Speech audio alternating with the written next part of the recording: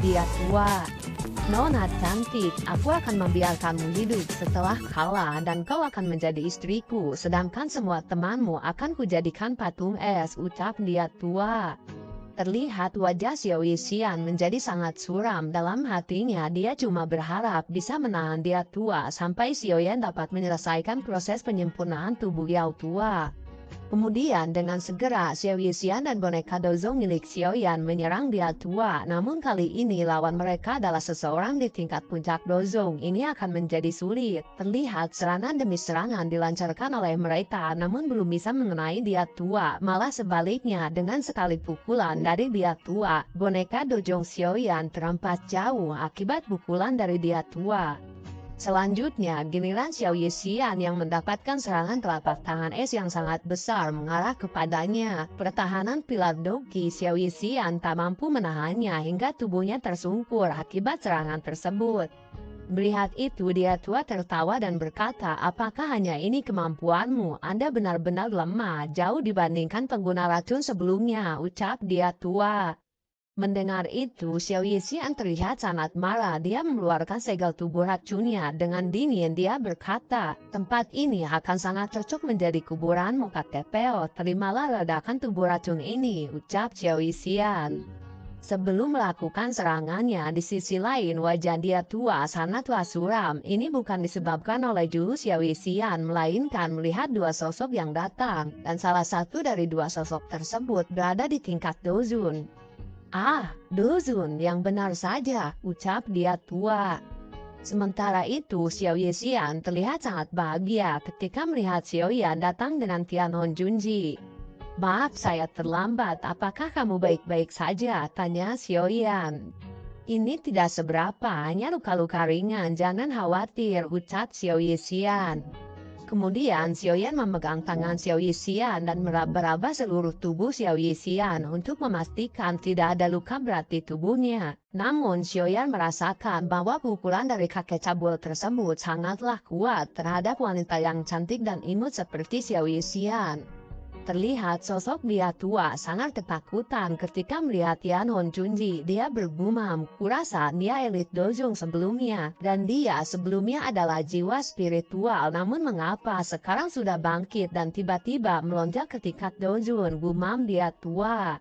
Kemudian dia tua berkata kepada Hon Junji, Tuan, saya kesini untuk menghukum anak kecil ini. Ketua lembah sungai es juga berada di tingkat dojun. Anda bisa berteman baik dengannya jika membiarkan saya mengambil nyawa anak muda ini, ucap dia tua. Apa nggak salah, saya nggak kenal dengan ketua lembah sungai es dan jangan harap saya berdiam diri, ucap Tianhong Junji. Tidak lama kemudian, ketika tetua lembah sungai es menghampiri dia tua, mereka diperintahkan untuk membentuk sebuah formasi mendalam naga misterius untuk menghadapi elit dojun seperti Tianhong Junji. Terlihat si tua kemudian berkata, menyerahlah, meskipun Anda seorang dojun, tak mungkin Anda bisa melawan formasi ini. Jika Anda menyerah sekarang, kami akan menyambut Anda sebagai tamu VIP di lembah sungai es kami, ucap si tua. Ah, banyak cocok. Terlihat sebuah pukulan dihantamkan pada formasi tersebut. Retakan mulai terjadi, dan tanpa diduga, formasi yang para tetua lembah sungai es banggakan bisa hancur dengan sekali pukulan oleh Tianhong Junji. Lalu mereka kemudian terpental bersamaan dan jatuh ke tanah. Sialan, elit tua dojun ini benar-benar sangat kuat, ucap si tua. Dia sangat menakutkan, kekuatan ini mungkin sebanding dengan ketua lembah sungai es, ucap dia tua. Ketika dia tua menyadari Tianhong Junji adalah elit dojun yang sangat kuat, dia pun berkata, kita harus segera mundur dan melaporkan ini kepada ketua. Ini akan percuma, dia bukanlah orang yang baru naik tingkat dojun namun merupakan elit dojun. Mari kita mundur, ucap dia tua. Namun melihat itu Xiao Yan segera berkata, jangan biarkan para jingaba itu melarikan diri, ucap Xiao Yan. Sementara itu dengan kilat si tua membuat terowongan es dan pergi dari sana. Tianhong Junji terlihat akan mengejar mereka, namun tanpa diduga dia mengorbankan ketiga penatua dari lembah es untuk dijadikan tumbal. Akhirnya dia tua dan si tua dapat melarikan diri dengan mengorbankan tiga penatua dari lembah sungai es. Melihat itu, Tian Hon Junji berkata, maafkan saya, dia kabur dengan menumbalkan ketiga cecunguk ini, ucap Tian Hon Junji. Sudahlah, setidaknya ini akan menjadi peringatan untuk mereka, ucap Xiao Yixian.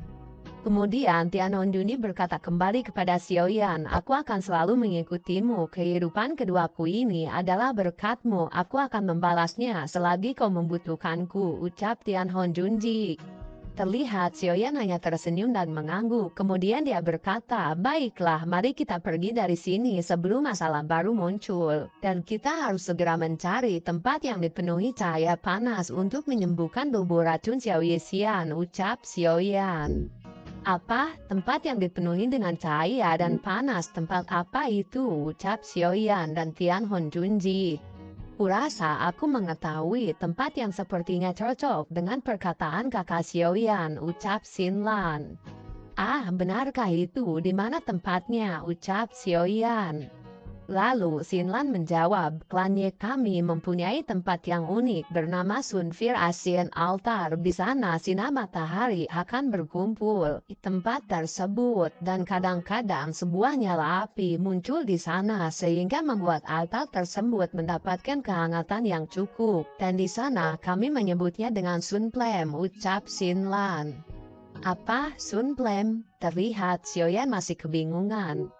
Kemudian Xin Lan menjelaskan kembali, Sunflame mungkin bukan jenis nyala api surgawi, namun jauh lebih kuat dan leluhur kami suka menggunakannya sebagai alat untuk memurnikan sebuah pil. Namun sayangnya air-air ini Sunflame jarang sekali muncul dan tidak bisa muncul terlalu lama, ucap Xin Lan. Kemudian Xin Lan berkata kembali, dan jika kita ke sana sekarang, mereka akan menyambut kakak Xiao Yan karena mereka sudah jelas tahu kekuatan dan bakat kakak Xiao Yan sekarang, ucap Xin Lan. Semoga saja seperti yang Anda katakan, dan jika tubuh racun Xiao Yixian sudah diatasi, aku akan membantu klan kalian dengan maksimal dan saya bisa pastikan kalian mendapatkan posisi kembali di Pil Tower, ucap Xiao Yan. Kakak Xiao Yan, Anda harus yakin kali ini mereka pasti akan menyambut Anda, ucap Xin Lan. Baiklah, mari kita pergi sekarang, ucap Xiao Yan. Singkat cerita, setelah 2 hari perjalanan, akhirnya mereka tiba di klan Ye. Dan alangkah terkejutnya mereka ketika melihat pintu gerbang sudah rusak dan ternyata ada beberapa sosok di sana yang telah menyerang klan Ye. Xiao Yan yang masih bingung, kemudian dia bertanya, siapa mereka semua? Tanya Xiao Yan. Lalu Xin Lan menjawab, mereka adalah orang-orang dari sekte api hitam dan mereka dianggap salah satu paksi terkuat di daerah Pil Tower ini, ucap Xin Lan. Sementara itu di aula beberapa orang terlihat ada di sana. Zhao Hei, Qin Mo, Anda benar-benar berlebihan, klan kami memang sudah terpuruk, namun Anda tidak bisa seenaknya berbuat ini kepada klan kami, ucap Ye Zhong. Mendengar ini, Zhao Hei hanya tertawa dan berkata, siapa yang menyuruh Anda berbicara? Sebagai klan yang sudah tidak memiliki kualifikasi di daerah ini, Anda sebaiknya terima saja perlakuan dari kami, ucap Zhao Hei. Kami datang ke sini untuk meminta Anda menyerah dan menjadi bawahan dari klan kami jika tak ingin terus-terusan ditindas. Namun jika Anda terus membangkang, kami bisa saja menghancurkan klan kalian, ucap Qin Mo. Kalian bermimpi saja, kami tak akan tunduk di bawah perintahmu, ucap Ye Zhong. Baiklah, jika Anda meminta mati, terimalah serangan kematian ini, ucap Qin Mo. Di sisi lain, Xin Lan yang khawatir segera berkata, kakak Xiao Yan, cepat selamatkan klannya kami. Saya akan melakukan apa saja jika Anda bersedia, ucap Xin Lan. Xin Lan, tidak usah berbicara lagi, tanpa kau suruh Xiao Yan pasti melakukannya. Dengan karakternya, dia tak akan diam saja, ucap Xiao Yixian. Kemudian dengan cepat Xiao Yan dan Tian Hon Junji bergerak menghentikan serangan tersebut. Melihat itu seketika aula menjadi sunyi ketika kehadiran pemuda dengan nyala api surgawi di tangannya dan sosok Dozun yang ada di sampingnya. Dozun, yang benar saja, siapa yang bisa mendatangkan sosok yang sangat mengerikan ini dan membantu kami, ucap Ye Zhong. Kemudian dia melirik Xiaoyan dengan topeng di wajahnya. Kemudian dia sedikit sadar dan berkata, dia Xiaoyan, orang itu. Kurasa dia pasti memiliki latar belakang yang tak biasa. Kalau tidak, bagaimana mungkin sosok Dojun yang elit berada di sampingnya. Dan orang tua ini sempat buta dan hampir menyinggung perasaannya, ucap Ye Jong. Senior, kami Zhao Hei dan Qin Mo, penatua dari Sekte Api Hitam, maafkan kami jika telah menyinggung Anda. Terlihat dua penatua dari Sekte Api Hitam sangat ketakutan melihat Tian Hon Junji. Pergilah, jika Anda berani kembali lagi, saya pastikan sekte kalian akan hancur, ucap Xiaoyan. Setelah mendengar itu, mereka berdua sangat lega dan segera lari terbirit-birit dari sana. Kakek, apakah Anda baik-baik saja? Ucap Xin Lan. Terlihat tanpa menghiraukan lukanya, Ye Jong segera berkata, Tuan Muda Xiaoyan, maafkan klan Ye yang pernah menyinggung Anda, ucap Ye Jong. Sudahlah, lupakan saja, saya kesini untuk meminjam Sunpir Asian Altar untuk menyembuhkan sahabat saya, ucap Xiaoyan. Anda telah menolong klan Ye, meskipun aturan melarang orang lain untuk masuk, namun Anda adalah pengecualian, ucap Ye Jong. Kalau begitu, saya sangat berterima kasih, ucap Xiaoyan. Kemudian tanpa berlama-lama, Xiaoyan menyuruh Xiao Yixian untuk memasuki altar tersebut yang berada di sebuah ruangan bawah tanah dan menyuruh Tian Hon Junji untuk berjaga. Jangan sampai ada satupun yang mengganggunya selama proses penyembuhan racun tubuh Xiao Yixian. Mendengar ini, Tian Hon Junji berkata, baiklah, tak akan ada yang bisa mengganggumu terkecuali ada elit Dojun yang datang langsung ke sini, ucap Tian Hon Junji sambil tertawa. Terima kasih, saya harus segera memulai ini, waktunya sudah hampir menipis, ucap Xiaoyan. Kemudian di dalam sebuah ruangan terdapat altar, Xiaoyan segera memulai penyembuhan, diawali dengan menyuruh Xiao Yixian melepaskan semua bajunya. Terlihat Xiao Yixian hanya menurut, dia sudah biasa memperlihatkan tubuh indahnya kepada Xiaoyan. Xiaoyan menyaksikan keindahan dunia dari tubuh milik Xiao Yixian, namun kali ini jiwa mesumnya tidak muncul karena dia harus segera menyembuhkan dan melakukan proses penyembuhan ini. Matanya sedikit berfokus pada racun dan bahan-bahan yang sudah disediakan, sementara itu dia hanya bergumam, sabar, tahan, mungkin lain kali saja, mantap-mantapnya, gumam Xiaoyan. Xin pun berganti, di sisi lain Xia Tua dan Dia Tua sudah tiba di lembah sungai es. Dia melaporkan pada ketua lembah sungai es bahwa misinya telah gagal karena dihalangi oleh seorang elit Dojun. Apa? Dojun? Ada berapa Dojun di sana dan berapa tingkatannya? Ucap ketua sekte. Hanya ada satu dan hanya di tingkat bintang 1 Dojun, ucap Dia Tua. Tidak heran kalian bisa kalah, dia sudah di bintang 1 Dojun, ucap ketua sekte.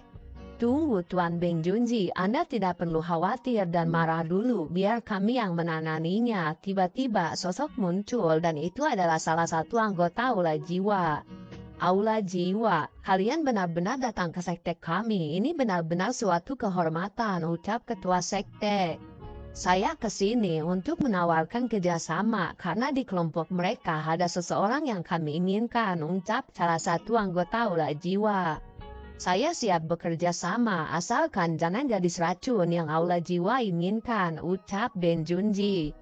Tentu saja bukan, jadi kita sepakat untuk bekerja sama. Terlihat anggota Aula Jiwa tersebut tertawa sangat lepas. Xin pun berganti kembali, di sisi lain di sudut kota Ye terlihat sosok yang sangat cantik sudah ada di sana, dia adalah Xun Er. Dengan tatapan yang sangat tajam dia berkata, Xiaoyan Gege, Xun Er datang. Dan selama aku ada di sisimu, siapapun yang berniat menyakitimu akan mati di tanganku, ucap Xun Er. Xin pun berganti kembali ke tempat Xiaoyan yang sedang menyembuhkan Xiao Yixian. Dia mendapatkan beberapa efek unik dari Sun Flame hingga terlihat dia tidak merasakan kelelahan dalam proses ini. Namun mata Xiaoyan dikejutkan dengan sebuah manik-manik api yang tiba-tiba muncul. Xiaoyan terlihat terdiam, kemudian dia berkata, mungkinkah ini bed inti yang legendaris dan selama ini tersembunyi di dalam ruangan bawah tanah ini, ucap Xiaoyan.